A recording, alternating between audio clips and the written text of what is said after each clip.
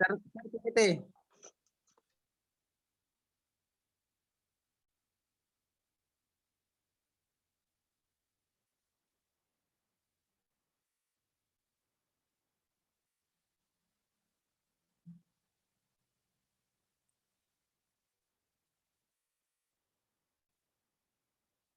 Assalamualaikum warahmatullahi wabarakatuh. Waalaikumsalam warahmatullahi wabarakatuh. Waalaikumsalam warahmatullahi wabarakatuh. Gimana kabarnya kalian semua? Alhamdulillah. Alhamdulillah baik, sehat.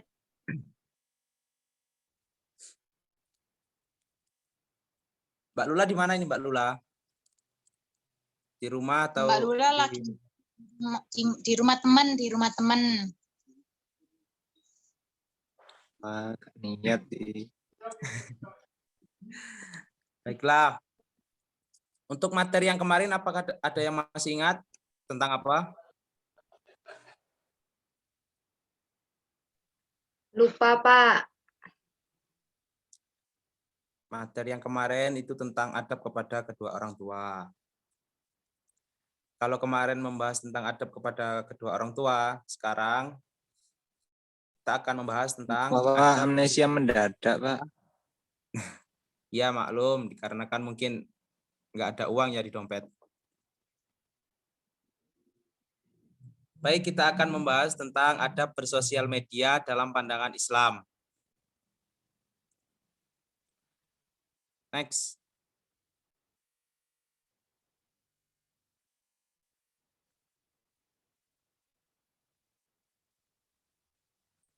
Apakah ada yang tahu sosial media itu apa?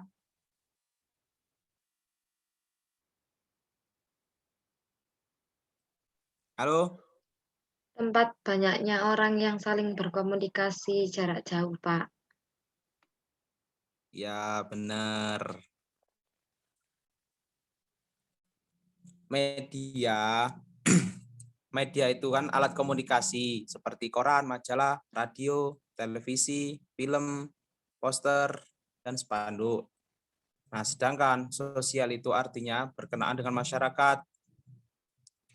Jadi media sosial itu adalah sarana yang digunakan oleh orang-orang satu sama lain dengan cara menciptakan berbagai serta bertukar informasi dan gagasan dalam sebuah jaringan dan komunitas virtual. Nah, media sosial adalah sebuah media online dengan penggunaannya itu bisa dengan mudah berpartisipasi dalam berbagai dan menciptakan isi meliputi blog, jejaring sosial, forum, dan dari dunia virtual. Nah, pasti kalian semua ada yang memiliki akun media sosial. Ya, Pak. Ya, Punya. Pak.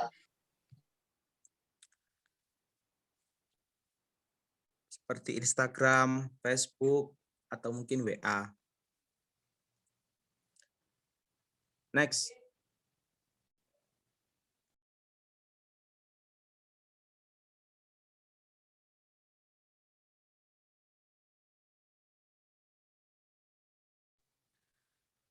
Nah, yang kedua yaitu adab dalam menggunakan media sosial. Media sosial dalam pandangan Islam itu sudah ada ajaran terkait etika dalam bermedia sosial. Setidaknya terdapat beberapa etika dalam bermedia sosial dalam Islam. Yang pertama yaitu tabayun atau cek dan recheck. Dalam Al-Quran Surat Al-Hujurat ayat 6 disebutkan panduan bagaimana etika serta tata cara menyikapi sebuah berita yang kita terima sebagai berikut. Hai orang-orang yang beriman, jika datang kepadamu orang fasik membawa suatu berita, maka periksalah dengan teliti agar kamu tidak menimpakan suatu musibah kepada suatu kaum tanpa mengetahui keadaannya yang menyebabkan kamu menyesal atas perbuatanmu itu. Jadi tabayun atau cek dan recheck ini kita itu maksudnya harus mengecek sumber berita itu atau sumber berita tersebut asli ataukah berita palsu. Nah, yang kedua yaitu menyampaikan informasi dengan benar. Islam juga mengajarkan membuat opini yang jujur, didasarkan atas bukti dan fakta, lalu diungkapkan dengan tulus. Tidak merekayasa atau memanipulasi fakta, serta menahan diri untuk tidak menyebarluaskan informasi tertentu di media sosial yang fakta atau kebenarannya belum diketahui secara pasti. Nah, istilah ini disebut qaul zur, yang berarti perkataan buruk atau kesaksian palsu. Nah, kita itu dalam bermedia sosial itu diharuskan untuk menyampaikan informasi dengan baik dan benar. Di zaman sekarang kan terkadang banyak muncul berita yang kebenarannya itu diragukan. Yang hoax. Ya, betul, berita hoax. Nah, terus ada bersosial media yang ketiga, yaitu haram menebar fitnah, kebencian, dan lainnya. Nah, Majelis Ulama Indonesia atau MUI sebagai lembaga keagamaan tentu saja tidak bisa berpangku tangan melihat tingkah laku masyarakat dalam menggunakan media sosial sebagaimana diungkapkan di atas. Nah, bertolak dari fenomena penyalahgunaan media sosial itulah MUI merasa tergugah sehingga mengeluarkan fatwa. Nah, fatwa MUI yaitu fatwa nomor 24 tahun 2017 mengenai hukum dan pedoman bermuamalah melalui media sosial. Nah, kalau kita bermedia sosial itu dilarang menebar fitnah, kebencian, atau yang bisa orang lain rugikan. Nah, kalau kita menebar fitnah atau kebencian, nah kita itu nanti bisa terkena pasal dan bisa masuk penjara karena kan MUI sudah mengeluarkan fatwanya ini tadi.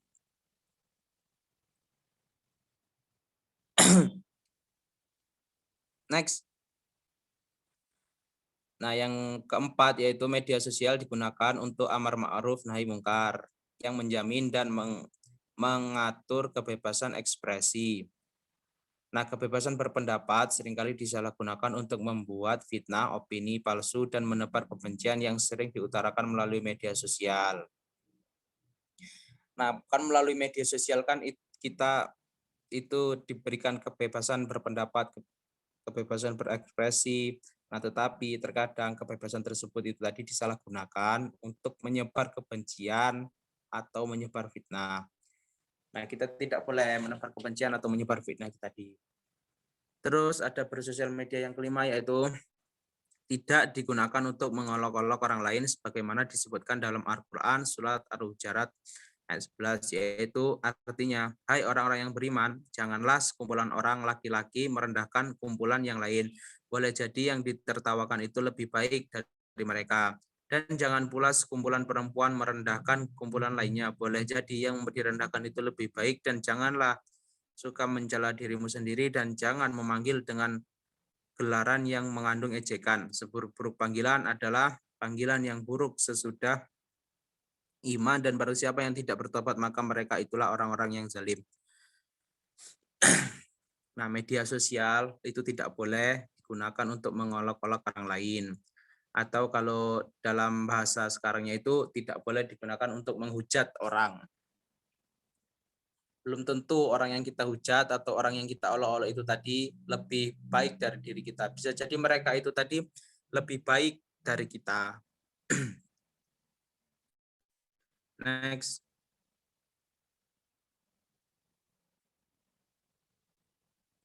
Nah, terus yang terakhir, yang keenam yaitu menyebarkan kebencian dan membuat berita palsu atau hoax. Nah, kaum beriman itu diminta untuk tidak memaki sembahan yang mereka sembah selain Allah karena mereka nanti akan memaki Allah dengan melampaui batas. Dilarang menyebar kebencian dan membuat berita palsu atau hoax. Terkadang itu kan ada orang-orang yang sengaja membuat berita palsu atau hoax untuk sengaja untuk mengadu domba. Nah, terus yang poin selanjutnya yaitu adab atau tata cara penggunaan media. Nah, agar penggunaan media sosial terhindar dari hal-hal yang negatif, kita dianjurkan untuk mengikuti ketentuan-ketentuan yang ada serta memanfaatkan jejaring sosial secara benar dan sesuai dengan norma-norma di masyarakat. Kita juga harus pandai memanfaatkan jejaring sosial lebih baik untuk hal-hal sebagai berikut. Seperti yang pertama,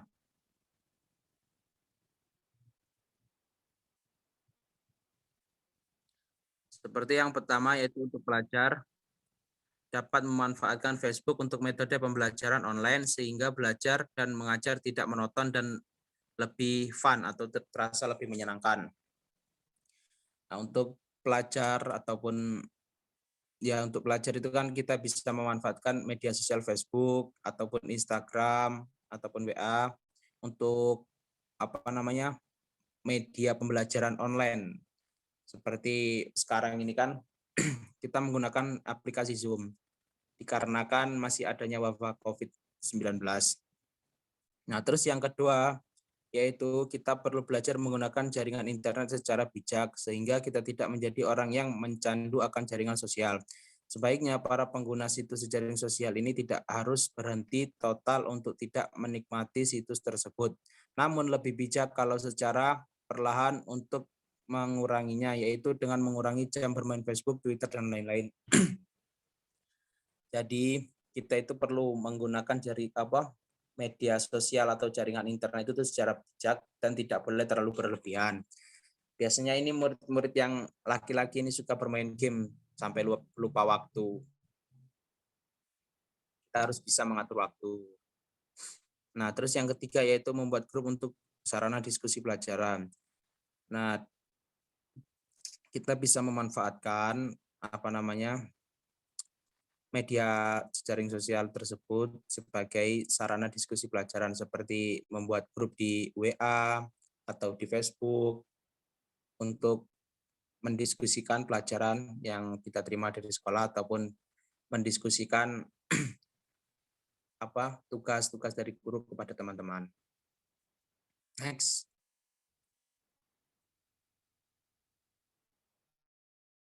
Itu berbagi informasi penting, misalnya dengan memposting link, membuat status atau notes yang berisi tentang suatu informasi yang berguna.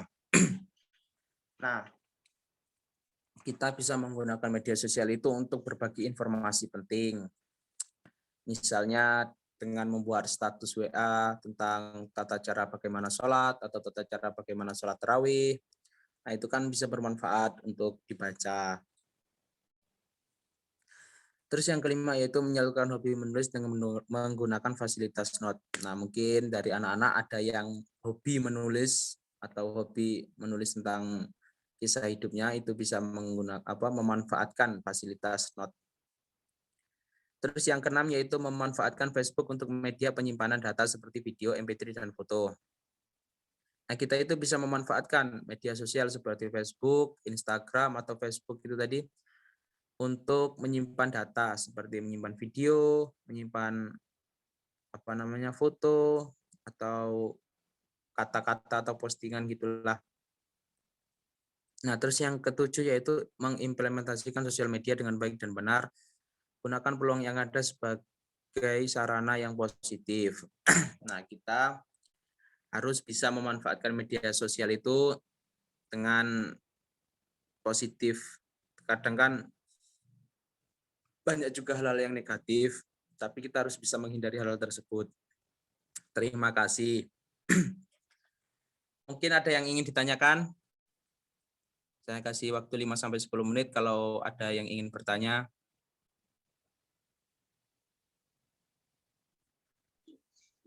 Jadi Halo. kita itu kalau mau bermedia, hai. Adakah suara saya di sana?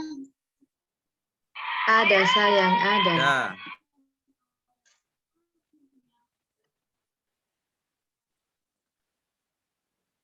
Kelihatannya lemes semua ini. Apakah gara-gara berpuasa? Tidak. Saya tidak lemas. Teman saya yang dua ini lemas sekali. Ya, Mbak Lula. Mbak Alia sama Mas Wiki. Jadi kita kalau bermedia sosial itu harus cek dan recheck dulu, cari kabarnya, cari beritanya, itu beritanya beneran apa enggak, itu beritanya hoax apa enggak gitu. Iya, biasanya kan muncul suatu berita, terus kita itu pingin nge-share-nya gitu kan di media sosial kita. Nah, tapi kita itu kan harus tahu dulu berita tersebut emang benar-benar benar atau emang ada yang membuat hoax gitu loh. Ya, ya, ya. Terima kasih, Pak. Sama-sama. Apa namanya media sosialnya Mbak Lula? Nama IG-nya apa? Nama Instagramnya? Oh, IG-nya Lula Fatmawati. Iya, terima kasih. Follow guys, Di-follow back follow. ya, Pak. Di-follow back ya, Pak. Di-follow ya, Pak. Iya, nanti saya follow untuk mengerjakan tugas Follow ya. IG saya juga, Pak. Iya, Alia. Ada yang lagi yang ingin bertanya tentang bersosial media dalam pandangan Islam? Saya Pak, Silakan, Mas Dwiki ini. Kok menurut bertanya? Bapak ini Pak ya, menurut Bapak Ya, gimana kalau sosial media itu dibuat untuk melakukan sesuatu hal yang unfaedah gitu Pak, misalnya kayak stalking mantan gitu Pak. Baik. Halo. Iya Pak. Iya Nak. Mungkin maaf. Mungkin apa namanya kalau orang lain bilang kalau stalking mantan itu kan unfaedah, nggak ada gunanya gitu kan. Tapi kalau apa yang sebagai kita yang sebagai mantan kekasihnya itu kan akan merasakan apa ya, ada rasa tersendiri gitu loh. Mungkin ada rasa yang terpendam itu muncul kembali gara-gara stalking itu tadi. Ya mungkin adalah sedikit faedah. Gimana Mas Vicky? Tapi kalau saran saya iya Mas, Pak, iya. stalking juga Terima boleh, kasih, tapi Pak. jangan terlalu terpaku dengan masa lalu. Oh iya, gimana? Masih banyak wanita di luar sana Mas yang menantimu. Oh, iya. Oh, Loh, gitu ya, Pak. kok sesi curhat, Pak? Iya. Ya ini soalnya ada Satboy ini. Oh, ada Kelihatannya habis fuckboy. putus ini. Mas Dwiki nih. Habis putus terus kemarin itu katanya apa? Ada temennya itu yang baru dapat cewek gitu loh. Mungkin cukup sekian ya penjelasan pada hari ini. Saya kasih tugas. Tugasnya itu kalian Nggih, Pak, sampun, Pak. membuat suatu berita atau informasi, terus kalian posting di sosial media kalian masing-masing, terus tag saya ya. IG-nya apa, Pak? Kok suruh ngetek itu? IG saya mdaib_102. Nanti saya kirim di grup kelas. Boleh di IG, boleh di Facebook, atau di Twitter. Tugasnya itu nanti dikerjain ya. Kumpulkan minggu Telegram boleh nggak, Pak? depan. Telegram nggak boleh. Twitter saya di YouTube, Ya, Pak, kan YouTube. masih ada media sosial lainnya. Di YouTube juga boleh kalau mau bikin video. Materinya tentang apa, Pak? Mas Marita. Materinya itu Ih, Mbak. terserah kalian. Informasinya itu benar, tidak hoax dan tidak mengujar kebencian.